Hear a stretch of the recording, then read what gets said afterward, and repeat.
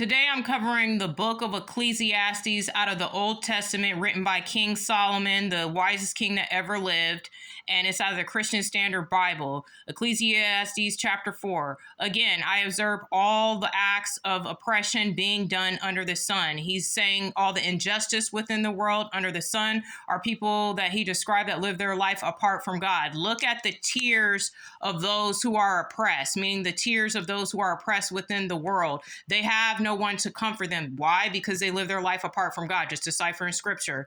They have no one to comfort them.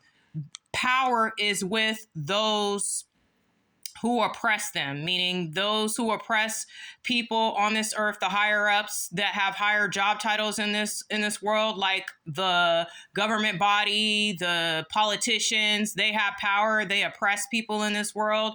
They have no one to comfort them either. He's just saying that they have no one to comfort them either. So I commend the dead. He commends the dead because they aren't here, who have already died, more than the living who are still alive, meaning he commends the dead because they aren't here dealing with the oppression and the injustice in the world. They don't have to deal with all this, and more than the living, because we're still alive and we deal with it.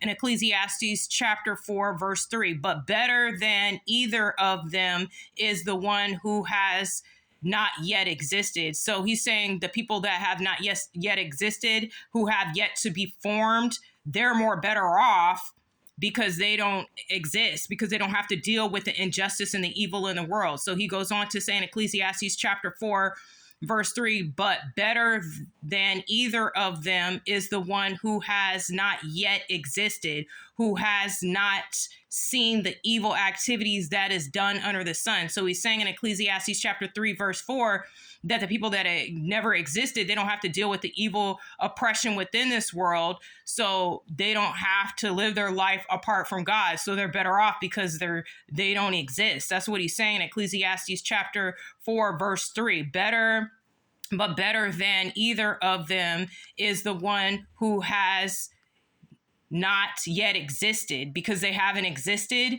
So they don't deal with the oppression within this world, who has seen the evil activity that is done under the sun. And again, King Solomon uses under the sun to describe people who live their life apart from God. And that's Ecclesiastes chapter 4, verses 1 through 3, explained and broke down in a short how we should be doing it as Christians, not just reading it, but breaking it down line from line so people understand what you're reading to them.